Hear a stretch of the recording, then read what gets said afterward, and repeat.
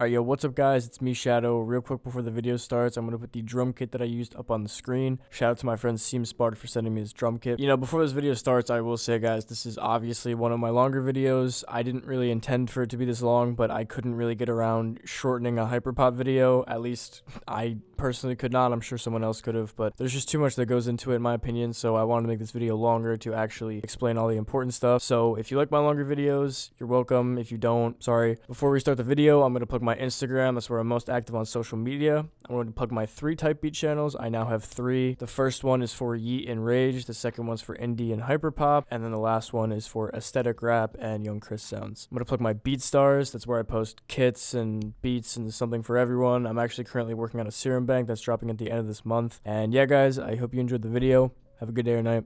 Peace.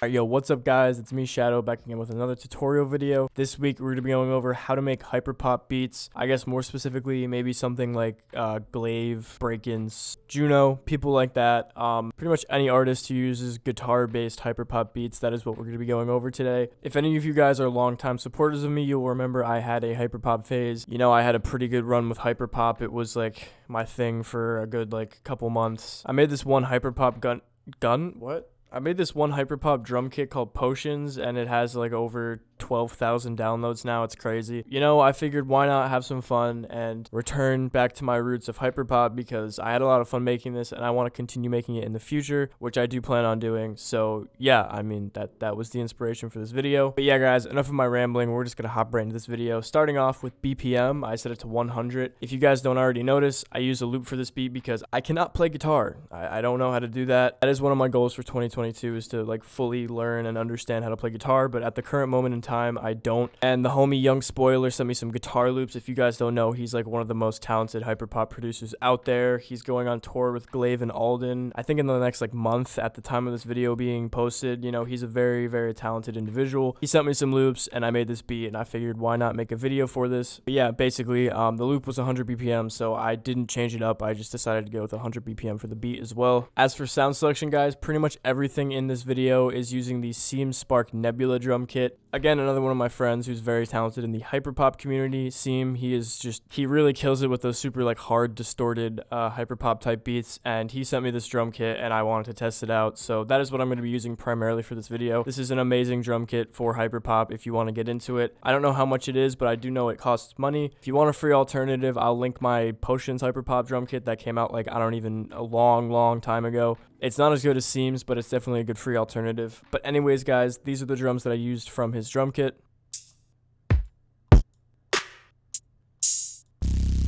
I'd say the most essential parts to Hyperpop beats in order is going to be whatever melody you pick, and then the bass, because, you know, Hyperpop is very defined by the like crazy distorted or like, I don't know, like airy sort of like filtered basses depending on the beat, and then probably like the snare. I think those are the most defining parts of Hyperpop type beats, so that is why I recommend this kit. It has perfect sounds for that. And then yeah, guys, the last part of this beat is the melody sent to me by Young Spoiler. So being that I did not actually play it, I'll just run you guys through the track outs. I'll play each part of the stems for you so you guys can kind of get an idea of like what goes into Hyperpop beats. Starting off, we have sort of like the main like guitar chord progression or like note progression, whatever you would call it, that sort of defines the loop.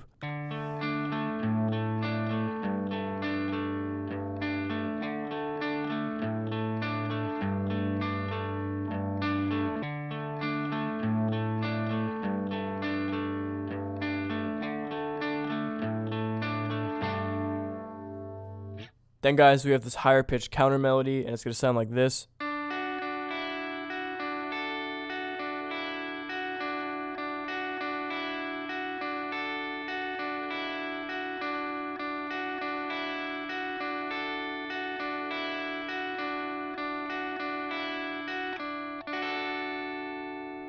Then we have another even higher pitched counter melody, guys. It's going to sound like this. I'm just going to play the chopped up version. You guys can just ignore that, but this is what it's going to sound like.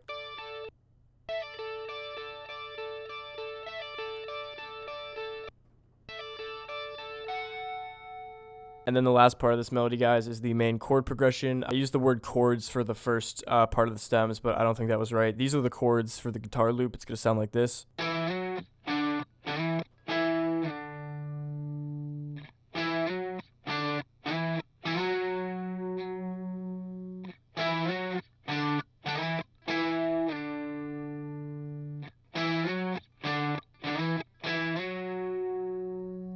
So you guys, that's the melody. Like I said, I didn't make it, but Spoiler did. I didn't feel right not showing you guys the melody because it's just too good. Shout out to Spoiler again. Thank you for sending me these melodies, for real, bro. But yeah, guys, without further ado, let's just hop right into the drums. So yeah, guys, I guess I'm going to start with the build-up chord progression. That's basically like, you know, what plays before the beat drops. And basically it's just this. Isn't that crazy, huh? I know. I do switch it up in the second half of the pattern because that's usually what I do for drops. You know, at the very end, it starts to pick up like this. However, at its core, it's just a very, very common, it's just a very simple repeating kick pattern, you know, nothing too crazy. I'm just exploring one route that you can take, but, you know, for intros, like pre-drops or whatever, do whatever you want, but this is just something I do to build up some hype before the drop. To build some more hype up for the pre-drop, I add this little shaker sound, and it's going to sound like this.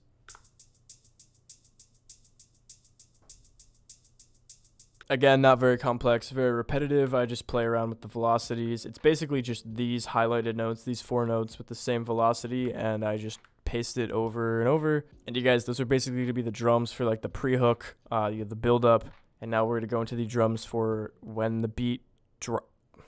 Don't really know where I was going with that sentence, but yeah, guys, now we're going to go over the rest of the drums for this beat. So starting off, guys, we have the hi-hats. Hi-hats are not something that is essential to hyperpop beats, and I'd say hyperpop is one of the most common genres where I don't always hear hi-hats because it is a very, like, indie / like, real, authentic, real-life music-inspired genre. Like, a lot of hyperpop beats are recorded with real drums, real guitar, everything done in real life, and not a lot of synthetic, like, you know, computer-based drums, so you don't have to use hi-hats, but I chose to do that for this beat, and this is what the pattern is going to sound like.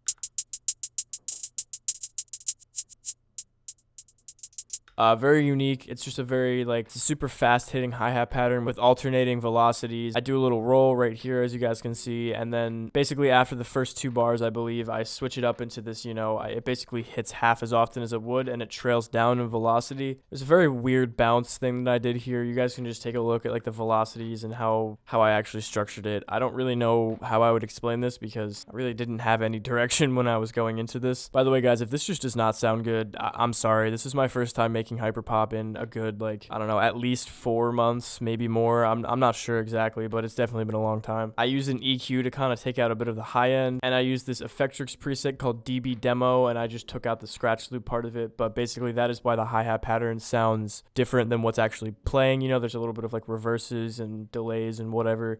You guys can see it right here. Effectrix is a very underrated plugin for hi-hats, looperators, stuff like that. I use Effectrix on almost every one of my beats at this point, and also this plugin works for just about every genre. So, I mean, Effectrix, guys, hit me up, please. I need money, man, please. Then, guys, after we have the hi-hats, I add the clap, and it's going to sound like this.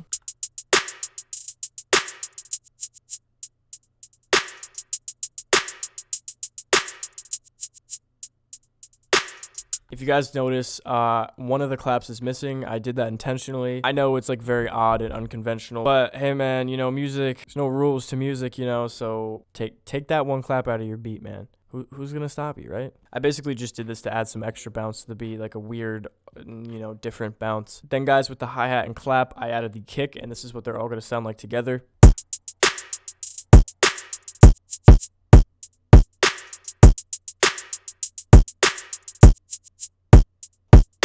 Nothing too crazy with the kick. I guess just like a pretty typical blend between like trap and, I don't know, like real, you know, like indie bands or whatever. It's just like a kick pattern. I didn't do really anything special for this part. And then lastly, guys, we have the 808 pattern. This is the defining sound in this beat. I've already said this in the video before, but it's been a while since I made Hyperpop, so I don't really believe I did this 808 pattern justice. I feel like it's good. It's fitting, but it definitely could have been better.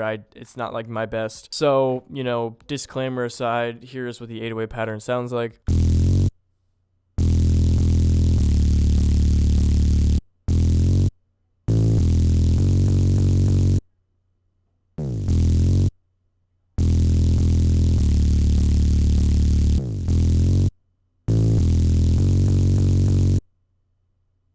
After you listen to it, you're probably like, why are you repeating these notes so often? The answer to it is because the 808 cut itself. Here, you can listen. It's not long enough of an 808 to fit this gap right here. So I just made it repeat. And I mean, in the beat, when everything's playing, you can't really hear the clicks as much. I'm sure there's a way to get around this, and I just don't know because I'm not the most well-versed FL Studio user. But, you know, that's what I did. And basically, this 808 pattern just follows the main chords that were used that I showed you guys earlier. It's just like the same notes pretty much, some slides. And then something that's very common in hyperpop beats is you take one note and you raise it up an octave right before another one hits, like this.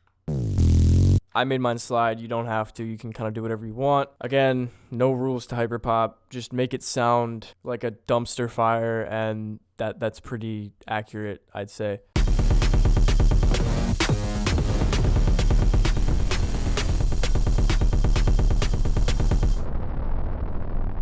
Just as an accent, guys, I added this open hat. Sounds like this.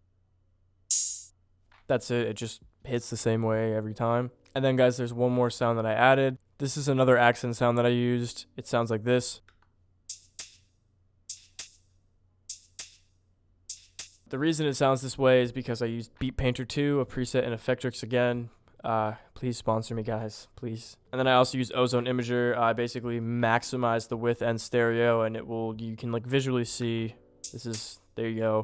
Kind of makes it hit in both ears a lot more than it would if you did not use it. And then the very last sound I used is this sound right here. It's a reverse kick. I pitched it down a little bit, but basically this is like some secret sauce to hyperpop. I've noticed this a lot in like Wubs beats. I don't know, I can't think of any other specific like artists who do this, but basically you make the reverse kick hit before the regular kick and it creates this effect.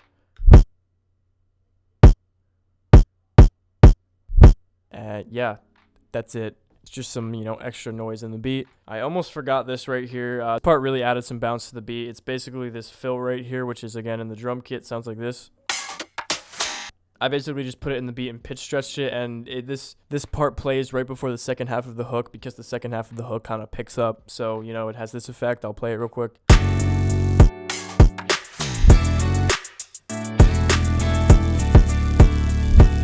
Very cool and bouncy hyperpop. There are like a couple more accent things, like when the beat starts, this little crash plays.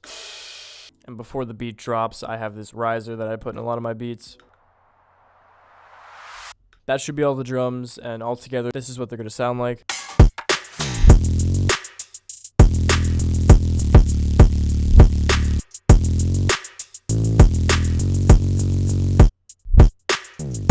Pretty hyperpop. I'd say this is a pretty fair representation of hyperpop, you know, the whole. With that out of the way, guys, I'm going to cover the structuring and the mixing, and then we're going to wrap this video up. Basically, for structuring, we have a 16-bar intro, a 16-bar hook, and then that's it. That's it. You basically just take this right here and boom, paste it over. Control B. That's it. When it comes to hyperpop, you can go one of two routes. You can have super simplistic structuring like this, where the beat basically starts off at like the core of it with like just one melody sound, and it builds up and builds up and builds up to the end where, you know, there's like all the sounds playing at once, and then you just restart it from that point like one or two times. Or you can have like super unique structuring where you start it off crazy, or you know, bring it in and out and whatever. Do a bunch of crazy things with hyperpop, but I chose to go with the more simplistic route. It's basically just me bringing in guitar sounds as the beat builds up, and then, you know, with the hook, it's all the main sounds. For the second half of this hook, I bring in that chop of the main chord progression that I showed you. It sounds like this.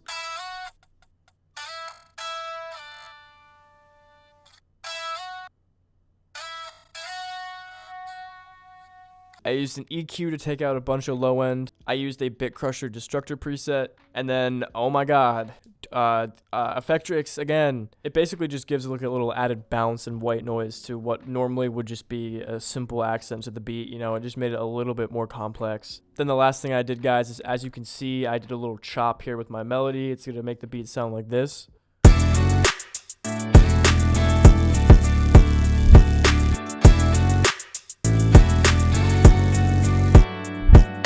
I did this because I felt like it. I don't think there was any particular inspiration behind it, but you know, I did it, so that's what it is. As for mixing, guys, make sure you take limiters off of your master. Some beats you can get away with this, but Hyperpop, you're not going to get away with this because you need that distortion. The default FL Studio limiter is really preventing your drums from hitting as hard as they should, so make sure you take that off. For the 808, I think I sidechained it. You know, this is funny because I don't really know how to sidechain. If I'm going to be completely honest, I looked up like a 1-minute video because the kick sounded too overbearing, and I think this is it, but to be honest, I also don't know. So we're just going to pretend like that's not in here. And yeah, guys, that's actually it. There's really no like structuring that I have to show you because I kind of showed you it all throughout the video. So yeah, guys, that is going to do it for this video. If you guys watched my video all the way through to the end, thank you so much. I honestly really appreciate you guys who watch my videos all the way through to the end. I had a lot of fun making this video. Hyperpop will be making a return. As I already told you guys, I now have a channel dedicated to hyperpop and indie stuff, so I mean, I'll link that down below. And yeah, guys, if you liked the video, leave a like. If you didn't, don't. Remember to hit the subscribe button. I post videos twice a week covering underground and up-and-coming artists. I'm going to try to up that to 3 soon, but we'll see. I also make challenge videos, entertainment content, and more. And yeah, guys, I hope you enjoyed the video. Have a good day or night. Peace.